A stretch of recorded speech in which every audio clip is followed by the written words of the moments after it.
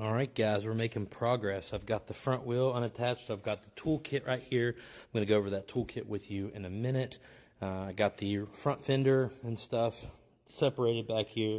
And now I'm about ready to go ahead and undo this strap and pick this bike up out of the crate and put it onto the stand.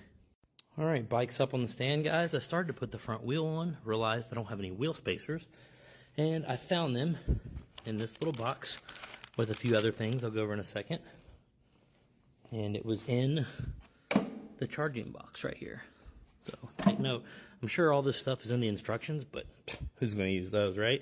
So it looks like we've got wheel spacer.